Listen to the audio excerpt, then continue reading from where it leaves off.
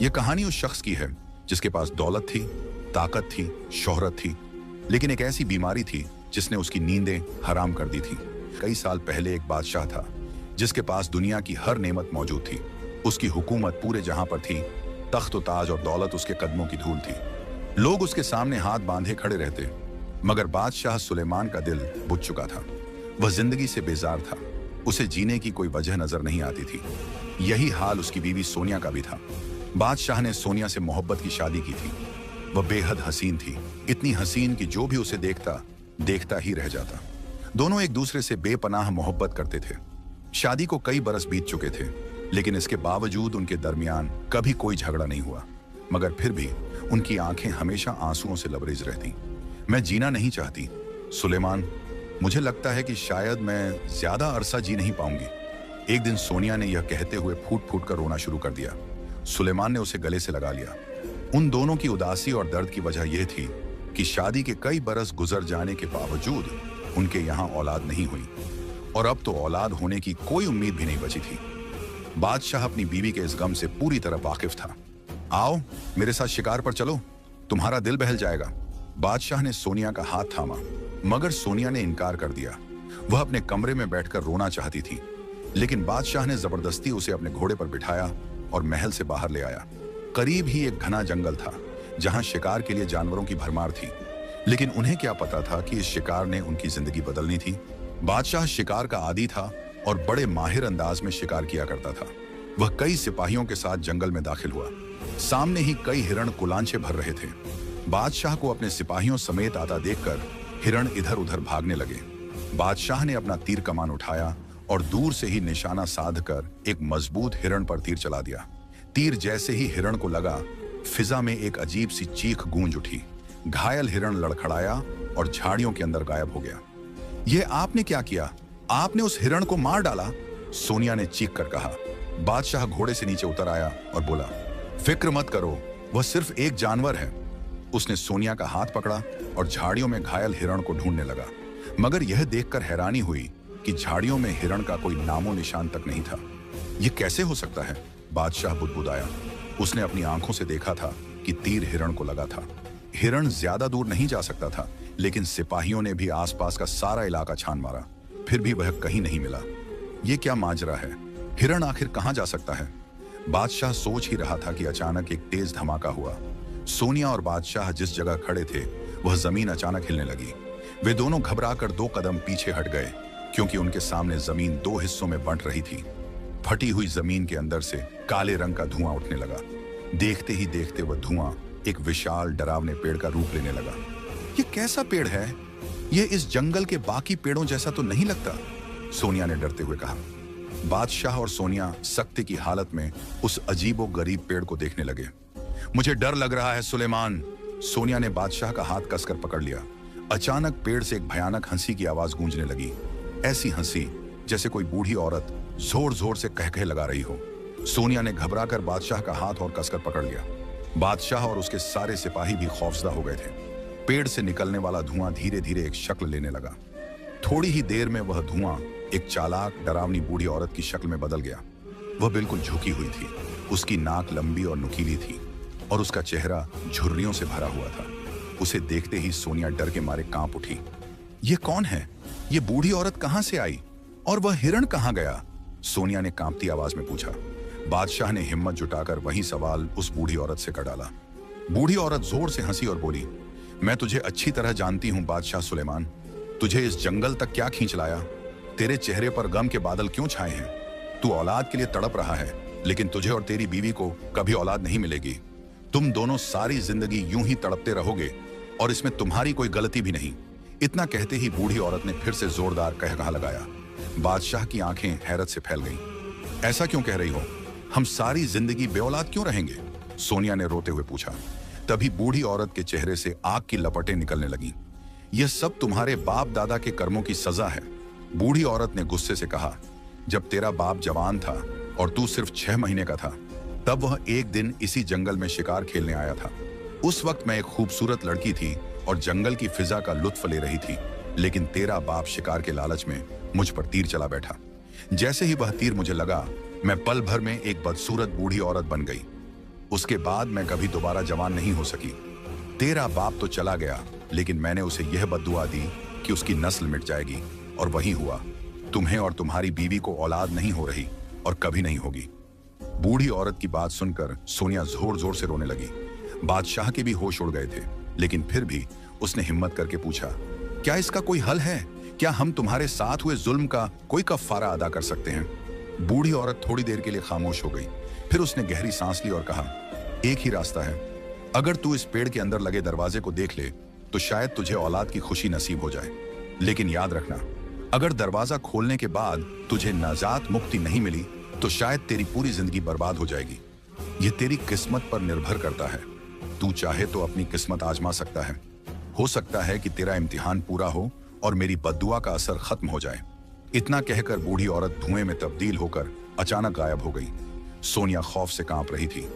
मेरा सिर बहुत दर्द कर रहा है, मुझे यहां से ले चलो सुलेमान, मैं इस जंगल में और नहीं रह सकती।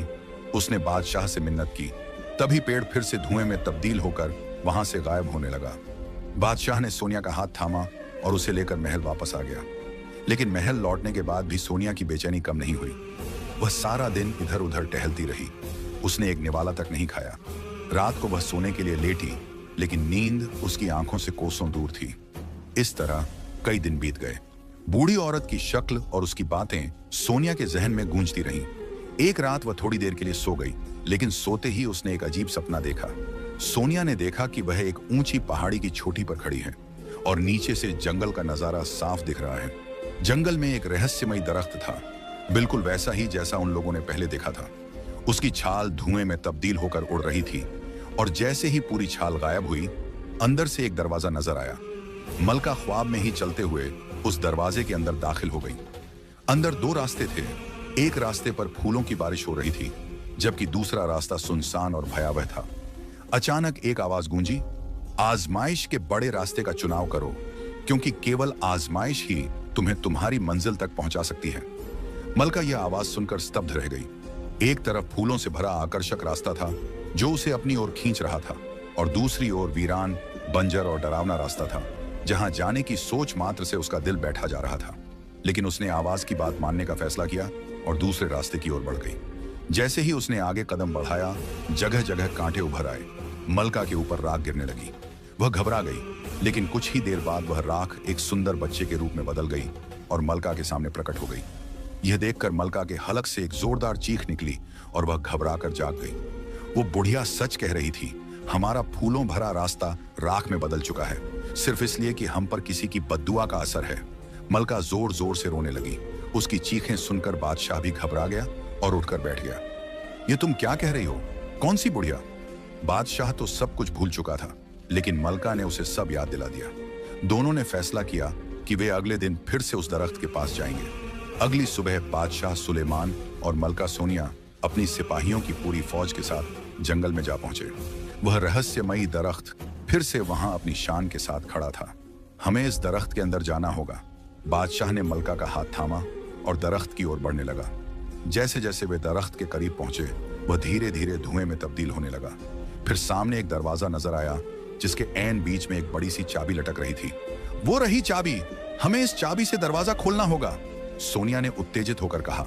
लेकिन जैसे ही बादशाह ने चाबी को हाथ लगाया, सब कुछ धुएं में बदलकर तहलील होने लगा। दरख्त का कोई नामो निशान नहीं रहा। अब वहां सिर्फ बादशाह और मलका अकेले खड़े थे। ये सब क्या था? आखिर यह सब हमारे साथ क्यों हो रहा है? मलका सोनिया फूट फूट कर रोने लगी। ये सब बादशाह की समझ से भी बाहर था। किसी तरह वे दोनों महल वापस लौट आए, लेकिन मलका बुरी तरह टूट चुकी थी। बुढ़िया की बातें हर वक्त उसके जहन में गूंजती रहती। वह हर समय अपने रब से माफी मांगती और दुआएं करती कि वह इस बद्दुआ का असर मिटा दे। यूं ही कई दिन बीत गए। एक दिन बादशाह ने एक शानदार खैरात का आयोजन किया। पूरी सल्तनत से लोग बादशाह से मिलने आए। बादशाह और मलका अपने हाथों से लोगों को भोजन और उपहार दे रहे थे। इसी बीच एक झुकी हुई कमर वाली बुढ़िया मलका के सामने आई और बोली, ए मलका, तू बहुत आदिल और नेक दिल मालूम होती है, मुझे तुझसे कुछ मांगना है। मलका मुस्कुराई और बोली, बोलो अम्मा, आपको जो चाहिए मैं दूंगी। बुढ़िया हल्के से मुस्कुराई और बोली, अपने गले में पहना हुआ यह खूबसूरत हार मुझे दे दे, ये मुझे बहुत पसंद आया है। बुढ़िया की यह बात सुनकर पूरी सल्तनत में सन्नाटा छा गया। वहां मौजूद सभी लोग फुसफुसाने लगे। ये कैसी बुढ़िया है जो मलका का कीमती हार मांग रही है? क्या इसे नहीं पता कि यह हार राजवंश की निशानी है जिसे मलका की सास ने उसे तोहफे में दिया था? मगर मलका चुपचाप खड़ी रही। बुढ़िया यह सब सुन रही थी, लेकिन उसने कुछ नहीं कहा। अचानक सभी चौंक उठे। मलका ने अपने गले से हार निकालकर अपने सिपाहियों की ओर देखा और सख्त लहजे में कहा, खबरदार, कोई भी एक शब्द ना कहे। इस अम्मा ने मुझसे यह हार मांगा है और मैं इसे जरूर दूंगी। यह कहकर उसने बुढ़िया को हार दे दिया। बुढ़िया मुस्कुराई और बोली, ए मलका, तू दिल की बहुत अच्छी है। मैं जानती हूं तू औलाद के लिए तड़प रही है। आज से तेरी सारी आजमाइश खत्म। तू अपनी परीक्षा में सफल रही।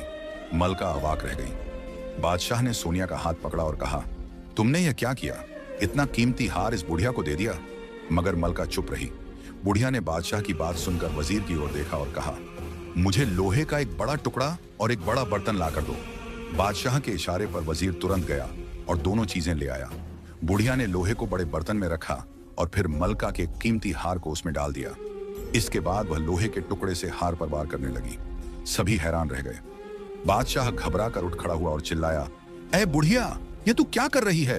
अगर तुझे हार नहीं चाहिए तो तू मुझसे रकम ले ले, लेकिन मेरी बीवी के हार को नुकसान ना पहुंचा।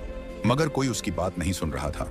बुढ़िया अपने काम में मग्न रही और लोहे के टुकड़े बरसा बरसा कर पूरा हार चकनाचूर कर दिया। अब वहां कीमती पत्थरों की धूल के सिवा और कुछ नहीं था। लेकिन मलका सोनिया मुस्कुराते हुए इत्मीनान से अपने तख्त पर बैठी थी। बादशाह को शदीद गुस्सा आ चुका था। बुढ़िया पलटी और बोली, इस हार के बदले जो कुछ तुम लोगों को मिलेगा उसका तो तुम्हें तसव्वुर भी नहीं। फिर वह मुस्कुराई और तेजी से चलती हुई महल से बाहर चली गई। बादशाह समेत सभी लोग हैरान रह गए थे, मगर मलका मुस्कुरा रही थी। ऐसा लग रहा था जैसे उसने कुछ पहचान लिया है। उस रात जब वह सोने के लिए लेटी तो उसे ख्वाब में वही बुढ़िया नजर आई। ए मलका, तूने अच्छा किया जो अपना हार मेरे हवाले कर दिया। बद्दुआ का असर इसी हार में था। मैंने इसे चकनाचूर करके बद्दुआ को जायल कर दिया। यह तेरी आजमाइश थी जिसमें तू पूरी उतरी है। अब तुझे औलाद जरूर होगी। मलका खुश होकर उठ बैठी। जल्दी उठो, अल्लाह ने हमारी सुन ली। सारी आजमाइश खत्म हो गई। मलका ने कहा तो बादशाह भी हैरानी से उठकर बैठ गया। बुढ़िया की बात दुरुस्त थी। चंद ही महीनों बाद मलका को यह खुशखबरी मिली कि वह मां बनने वाली है। 9 महीने पलक झपकते ही गुजर गए और मलका सोनिया व बादशाह सुलेमान के यहाँ एक खूबसूरत शहजादे ने जन्म लिया। वह खूबसूरती में बिल्कुल अपनी मां पर गया था और जहानत व बहादुरी में बिल्कुल अपने बाप जैसा। बादशाह और मलका अपने शहजादे को पाकर बेहद खुश थे। पूरी सल्तनत में खुशियां मनाई जा रही थी। हर कोई मुतमिन था कि अब उनका बादशाह और मलका बे औलाद नहीं रहे। उन्हें वारिस मिल चुका था जो कल को अपने बाप की जगह लेगा और तख्त नशीन होगा। बादशाह ने अपने बेटे का नाम शहजादा अलबर रखा। वह बेइंतहा ज़हीन भी था। छोटी उम्र में ही उसने कई ज़बानें सीख ली। बाप की तरह तीरंदाजी और माँ की तरह खुश मिजाजी उसकी गुट्ठी में पड़ी थी। वक्त गुजरता रहा। शहजादा अलबर बड़ा होता रहा। उसे सल्तनत में गहरी दिलचस्पी थी। लोग भी उसे दिलो जान से चाहते थे, बिल्कुल उसी तरह जैसे उसके माँ बाप को चाहते थे। जब शहजादा अलबर 20 बरस का हुआ तो बादशाह ने इंतहा खुशी से अपने सर का ताज उतारकर बेटे के सर पर रख दिया। मैं चाहता हूं कि अब इस तख्त की नुमाइंदगी तुम करो। यह तख्त अब तुम्हारा है। मैं बूढ़ा हो चुका हूं।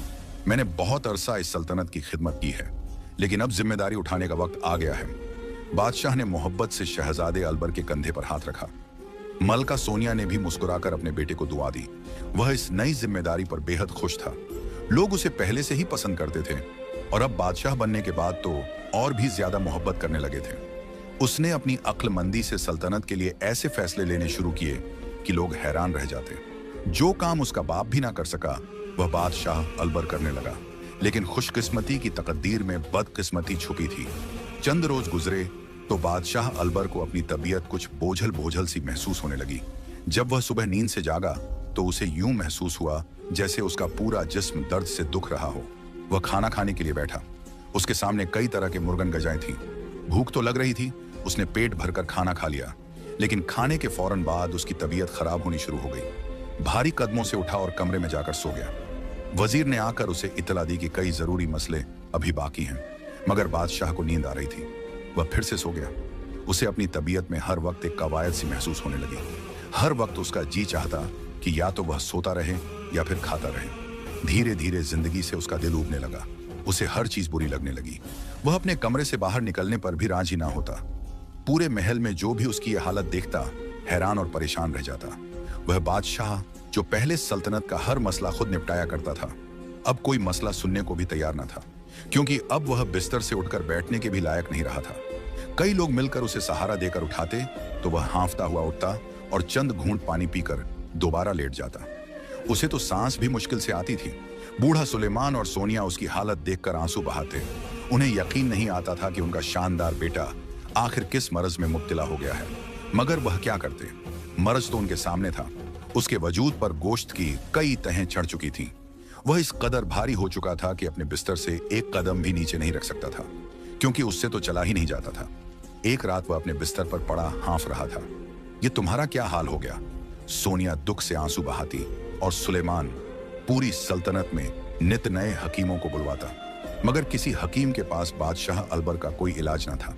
सुलेमान ने कोई ऐसा हकीम नहीं छोड़ा जिसे उसने दरबार में ना बुलवाया हो, मगर अब वह आजिज आ चुका था, क्योंकि कोई हकीम भी बादशाह अलबर का इलाज करने में नाकाम था। आखिरकार एक रोज दोपहर के वक्त एक अजीब और गरीब हालात में हकीम दरबार में आया। वजीर ने आकर सुलेमान को इत्तला दी, हुजूर, एक ऐसा हकीम आया है जो कहता है कि वह बादशाह का इलाज कर सकता है। वजीर की बात सुनकर सुलेमान चौंक गया और आदेश दिया, उसे हाजिर करो, लेकिन यह बता दो कि अगर उसने बादशाह का इलाज न किया तो मैं उसका सर कलम कर दूंगा, क्योंकि पहले ही बहुत से लोग लालच और दौलत के लिए हमारा वक्त छाया कर चुके हैं। वजीर ने यह संदेश हकीम को दे दिया। हकीम मुस्कुरा दिया। कुछ देर बाद उसे बादशाह अलबर के सामने पेश कर दिया गया। जब हकीम ने बादशाह को देखा तो उसका रंग पीला पड़ गया। जर्द क्यों हो गए हकीम? साफ साफ बताओ, क्या मेरा इलाज कर सकते हो या नहीं? अगर तुमने कोई झूठा दिलासा दिया तो मैं अभी तुम्हारी गर्दन उड़ा दूंगा, बादशाह अलबर ने कहा। हकीम फिर भी मुस्कुराया और बोला, आप फिक्र ना करें, आप चाहें तो मुझसे लिखवा लें, मैं आपका इलाज शुरू करूंगा और 10 दिन के अंदर अंदर आप बिल्कुल ठीक हो जाएंगे। हकीम की बात सुनकर बादशाह के चेहरे पर उम्मीद की रौनक लौट आई। अगर ऐसा है तो जल्दी इलाज शुरू करो, मैं जल्द से जल्द ठीक होना चाहता हूँ, बादशाह ने कहा। हकीम ने बादशाह का इलाज शुरू कर दिया। बादशाह उसकी दी हुई दवाइयां खाने लगा, लेकिन उसे अपने अंदर कोई फर्क महसूस नहीं हुआ। एक दिन गुजरा, 2 दिन गुजरे, यहाँ तक कि पूरे 9 दिन गुजर गए, मगर बादशाह की हालत पहले से भी बदतर हो गई। देखा, मैंने कहा था ना, यह हकीम झूठा है, इससे मेरा इलाज नहीं होगा। बादशाह अलबर फूट फूट कर रोने लगा। सुलेमान और सोनिया को भी शदीद गुस्सा आया। मैं अभी और इसी वक्त इस हकीम का सिर कलम कर दूंगा, सुलेमान ने कहा। वह सिपाहियों को आदेश देने ही वाला था कि हकीम ने दोनों हाथ जोड़ दिए। माफ कीजिएगा हुजूर, मगर मैं ऐसे शख्स का इलाज क्या करूं जिसकी मौत 40 रोज के अंदर होने वाली है। उसकी बात सुनते ही दरबार में सन्नाटा छा गया। सबके चेहरे का रंग उड़ गया। ये क्या कह रहे हो? बादशाह अलबर ने पूछा। हकीम ने शांत भाव से जवाब दिया, जी हाँ हुजूर, आपकी मौत 40 दिन के अंदर हो जाएगी। मैं आपका इलाज नहीं कर सकता। भला मौत को भी कोई टाल सकता है? अब आपके पास सिर्फ 40 दिन हैं, जैसा चाहें अपनी जिंदगी जी लें।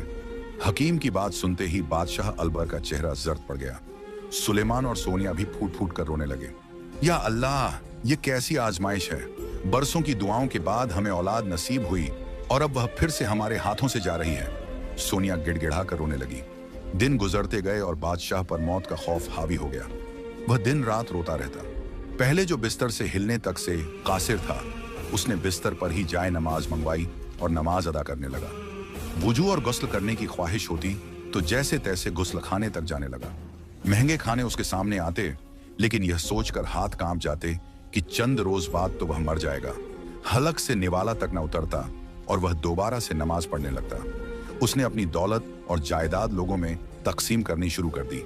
क्या फायदा ऐसी दौलत का जब मैं जिंदा ही न रहूंगा? वह रोते हुए कहता और जो भी गरीब आता उसे कीमती हीरे और जवाहरात दे देता। दिन गुजरते रहे। सबको बादशाह के मरने का डर सताने लगा, लेकिन बादशाह का दिल अब कमरे में पड़े पड़े उगता गया। उसने सोचा कि मरने से पहले वह जी भरकर खुला आसमान देख ले। वह अपने पैरों पर चलकर बाहर आया और घंटों खुली फिजा में बैठा रहा। धूप सेकता, परिंदों को उड़ते देखता और यह सब उसे खुशी देने लगा। वह धीरे धीरे अपने बाग में भी चलने लगा। 38 दिन गुजर चुके थे। एक दिन वजीर उस हकीम के पास आया। तुम्हें बादशाह अलबर और उनके वालिद ने याद किया है, तुरंत हाजिर हो। हुक्म के मुताबिक हकीम दरबार में पहुंच गया।